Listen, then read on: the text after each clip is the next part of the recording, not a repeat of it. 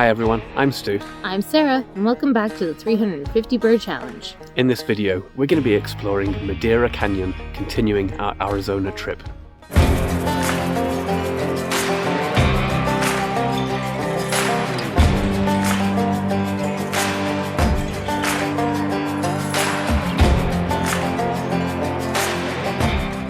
Hi everyone, welcome back. As mentioned, we're at Madera Canyon and we're going to start off with a couple of brief stops at picnic sites on the way up through the canyon. The sun massaging the tops of the trees, we began at the White House picnic area, while this Mexican jay scavenged around on the ground.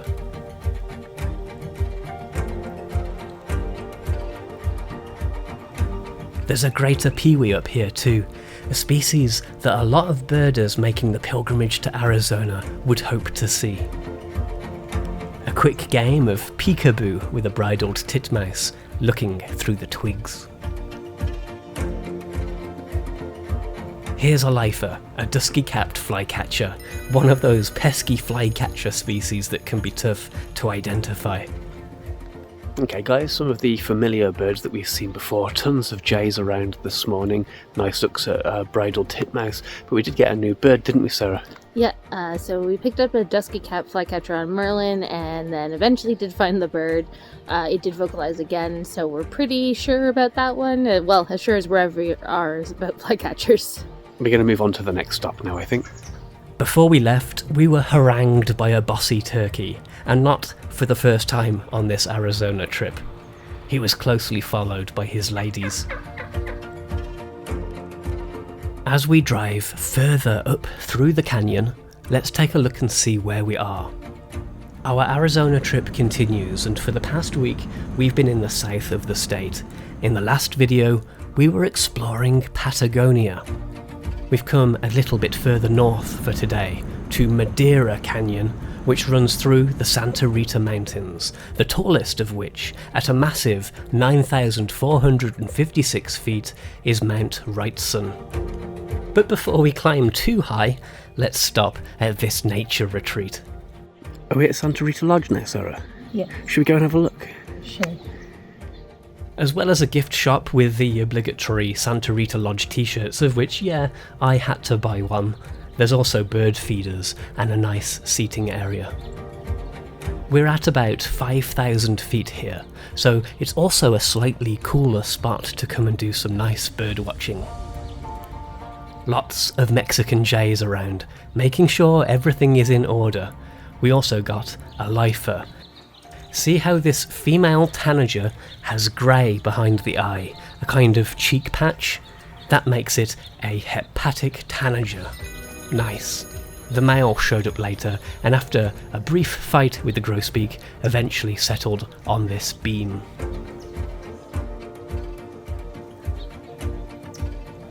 Here we have a bronzed cowbird, which we saw at distance earlier in the series, but now we get a little bit more detail and we can really see that bright red eye.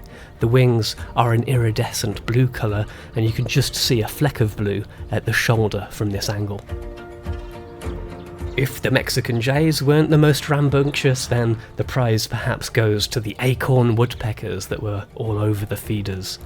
A black-headed grosbeak looking on at the top of this shot. Oh, lifer alert, we have an Arizona woodpecker here, a species found in Mexico and into Arizona, about as far north as Tucson, so another great bird for us to find here. A slightly better angle here, this is a bird from Sarah's top 10. Let's take a look at that list, and cross it off. Sarah has now found 6 of her top 10 so far. It's been a while since we saw one of mine, but I have 5 off of my list, if you include the bonus bird, the elegant trogon that we got while climbing one of our earlier canyons. Speaking of canyons, I think it's time for us to head deeper into Madera Canyon and see if we can't find ourselves a special red-faced warbler. We're heading further up Madera Canyon as far as you can drive. The peaks of the Santa Rita Mountains as backdrop, we began hiking a trail towards some, hopefully, birdie goodness. Alright guys, as you can see, we're on the move. Sarah, which trail are we doing? We are taking the Carrie Nation Trail. So walking up the canyon, mountains around us, really beautiful scenery. There's a few birds that like higher altitude. Not sure how fit we are and how far we'll go. Red-faced Warbler would be good. Montezuma quail would be good too. That's one of my top 10. Anything else, Sarah? There's lots of high altitude birds, but those are probably the 2 highlights. So let's see how far we can go on this elevated climb. The various trails begin from a parking area at the end of the road up through the canyon, and you can take the trailheads at either corner of the parking lot because they both join back up together again anyway. This Arizona grey squirrel is found almost exclusively in Arizona, a few just into northern Mexico and the Gila National Forest just into New Mexico. So according to the fountain of knowledge that is Wikipedia, these red-faced warblers like altitudes above 6,600 feet. Where did we start, Sarah? 5,400. We started at 5,400. My watch says we're at 5,700, just above. So a ways to go yet. The hike was rocky in places and occasionally a little steep, but not too bad. And we saw a few birds along the way. Here's a spotted towhee, and we saw acorn woodpeckers, ruby-crowned kinglets, and a few others. A splash of colour from this painted red start, and we saw a lifer, Hutton's Vireo, but I couldn't get it on camera, so sadly that means we can't count it towards the challenge. Another 100 feet or so later. According to Sarah's paper map, just shortly after this kind of canyon wash here, the trail is supposed to split to the left. And we see a split. It's not a very convincing one, but let's go for it. That sound that kind of sounds like dogs barking is actually the sound of the elegant trogon. We've already seen that. If you'd like to see it, watch the Portal video. I'd still recommend watching our video from Portal, but no sooner than I mentioned the trogon, it quickly turned up with an air of curiosity. Birders can turn up to Arizona multiple times before they see an elegant trogon. We were lucky enough to end up seeing 3 of them. Onwards we trudged further along the trail, breaking the 6,000 feet mark, and just after this point we briefly heard our first red-faced warbler, but unfortunately we couldn't get a visual. It's gone a bit quiet on the red-faced warbler front. We've just heard Grace's warbler. We're going to keep pushing on a bit further. The trail ends soon though. We'd ended up walking further than expected, but a passerby told us if we kept going for another mile or so, we were sure to find a red-faced warbler.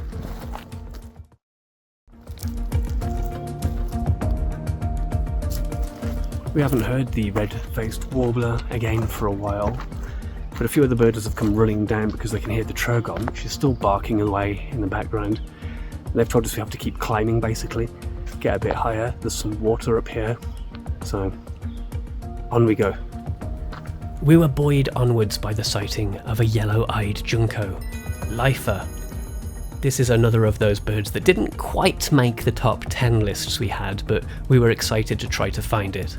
We'll get closer looks later in this video. By now, we were coming close to the end of the trail and still no red-faced warbler. Another birder told us that the trail ends near to an abandoned mine.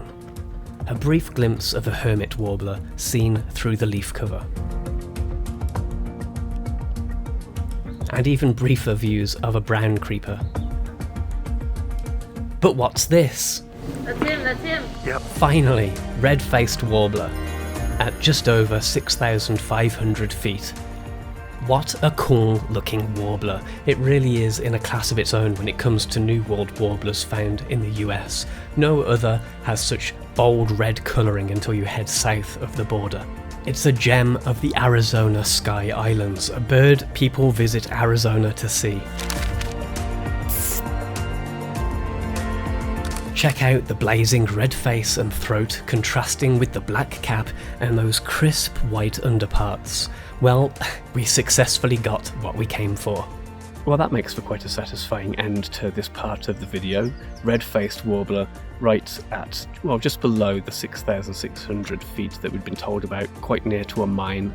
What do you think, Sarah? He's a jerk. We were just about getting up to the mines. I was pretty done. And then he showed up, and then Stu decided to continue to the mines, and I went and sat down where we are now, and he's come and just hung out around here for the last little while. Yeah, 3 cheers to Sarah, because she's actually afraid of heights, and some of the footpath is a bit of a sheer drop in places, so we made it. We got the Red-faced Warbler. What are we going to do on Mount Lemon now? Not sure. Candy? Oh, candy reward, thanks. Before we leave, as Sarah mentioned, I continued a few hundred yards further up the trail to reach the abandoned mine. Remains of an old steam boiler and other rusting equipment are just down the trail from the mine opening, and there used to be a mine cart here too until someone stole it. Here's the mine opening itself. Through the early to mid-1900s, the mine produced mostly copper ore plus some lead, zinc and molybdenum.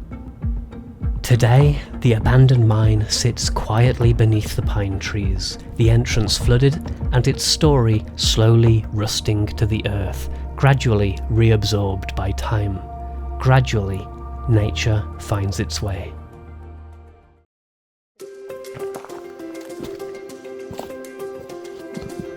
Well, having climbed the canyon trail, you do of course have to come back down again. After maybe an hour and a half, we returned to the car. Well, having clambered back down the mountain, we're going to drive down back to the feeders now, just to see if we can pick up anything else, or perhaps just get some closer views of some of the birds down there. Back at the feeders at Santa Rita Lodge, and here is that funky, yellow-eyed junco again. Can you see why it has that name?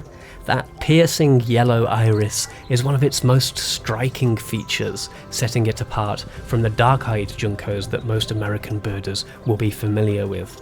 This is a highland species found in the pine oak woodlands of southern Arizona and down into Mexico. With that slate grey plumage and burnt orange back, it's understated but unmistakable. Great bird. Some other highlights at Santa Rita Lodge included this broad-billed hummingbird,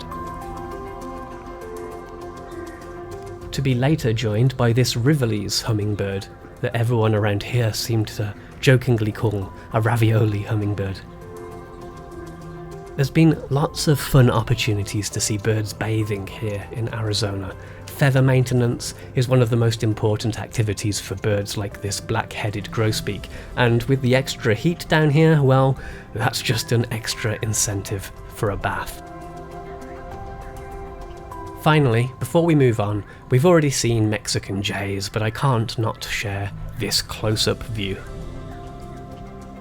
With a little bit more time left in the afternoon, we decided to try some of the trails near the entrance to Madera Canyon.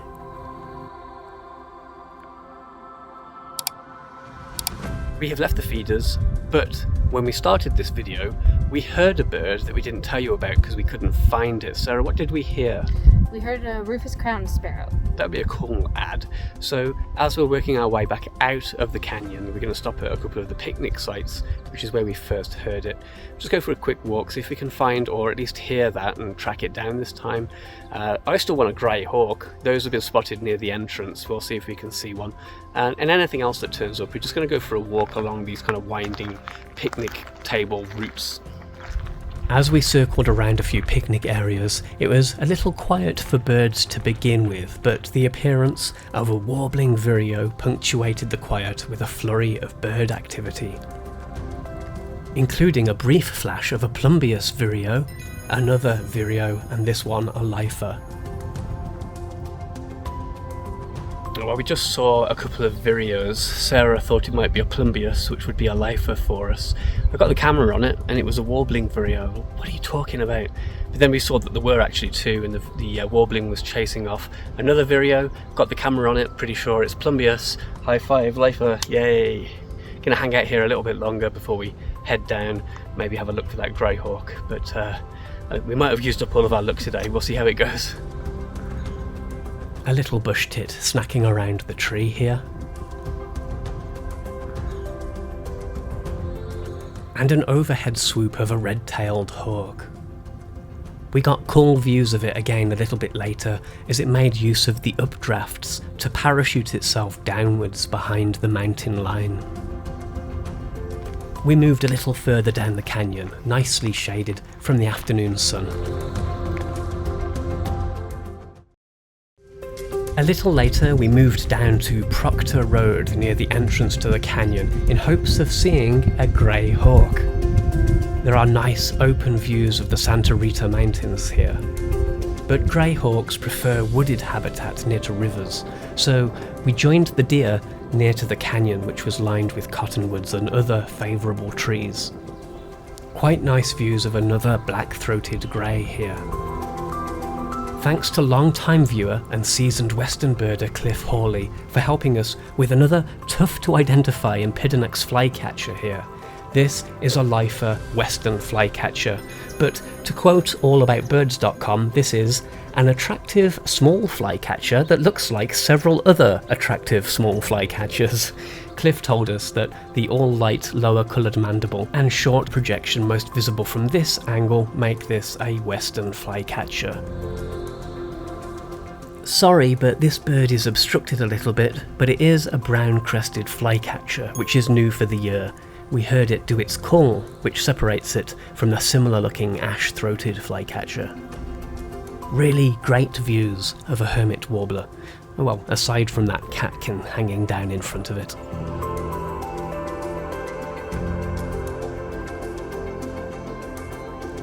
Its cousin, the Townsend's warbler, was also active in the same area. Well, we had no joy finding a grey hawk again, but we're not going to give up on it. One more episode to go.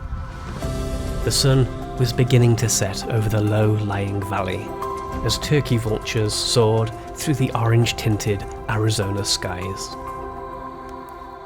Been a pretty productive day here at Madera Canyon. We are going to move on to Tucson next. Sarah, what kind of locations are we looking at there? So there's 3 main locations that we're looking at for 3 different habitats. So we have Mount Lemmon on our list. Even though we've covered a lot of our mountainous species already, we'll probably still go there. We have Saguaro National Park to maybe pick up some more desert species. And Sweetwater Wetlands, which is just an urban water treatment facility that's now open for birding and wildlife viewing. But it's usually a pretty good hotspot within Tucson. Stay tuned to the channel for that. Will probably be on a big Tucson video. In the meantime, please like this video. Please also leave us a comment. And most of all, Sarah, if you haven't already, please subscribe. And after subscribing, if you select the bell, you'll get notifications when new videos are posted. Thanks for watching this video, guys. We'll see you again soon. Happy birding and bye for now. Bye.